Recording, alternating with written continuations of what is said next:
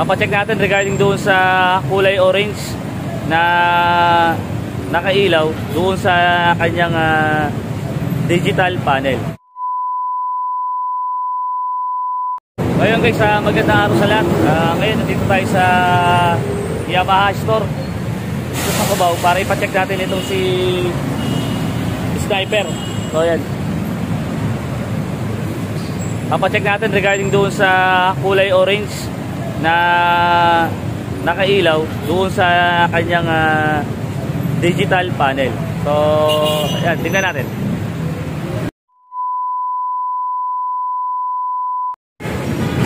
Yan, oh. So yan guys, yung kulay orange na yan, yan ipapacheck natin dito sa Yamaha.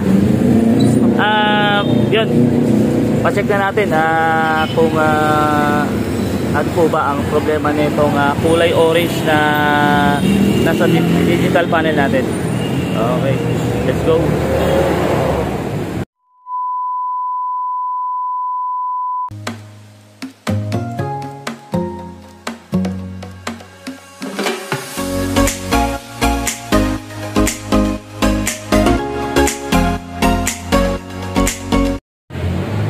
Okay, so yun guys, sinicheck na ng ating motor expert o yung mekaniko dito sa Yamaha store.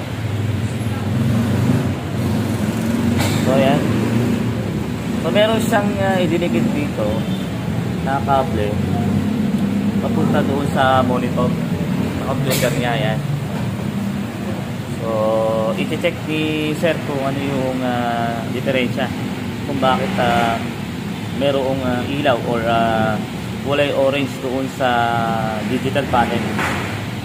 Okay, so mamaya tingnan natin kung okay na.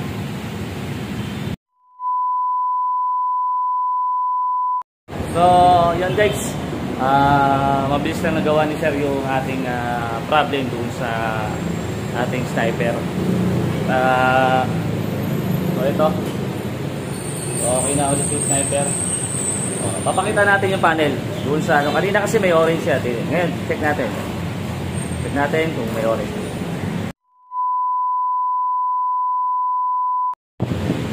Okay guys, bubuksan natin. I-on natin. I-on natin. Okay, so yun, wala na yung orange. No? Wala na yung orange kaninang nakailaw. So, nagawa na agad ni Sir yung problem. So kailangan pa rin may mga computer box. Ito kasi may computer box to halos lahat meron ng computer box. So kailangan natin ipa-check sa mga eksperto itong diferensya sa ating digital panel. So lalo na din sa mga digital panel, no? Sa mga eksperto natin tinatanong sa mga store ng Yamaha o kung ano man brand ang inyong motor. So itanong nyo po muna para at least mabigyan kayo ng gabay sa pag-ayos ng motor. So i-off ko na ulit.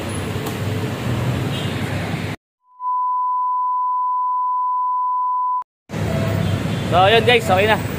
Nailabas na natin si Sniper. Okay na, nagawa na yung sa digital panel.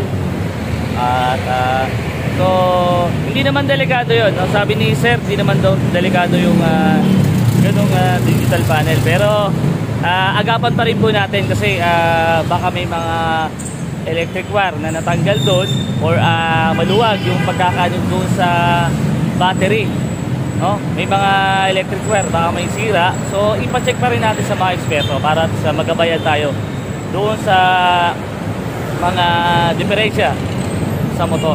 So yun guys, have a nice day sa lahat. Ride safe, ride safe.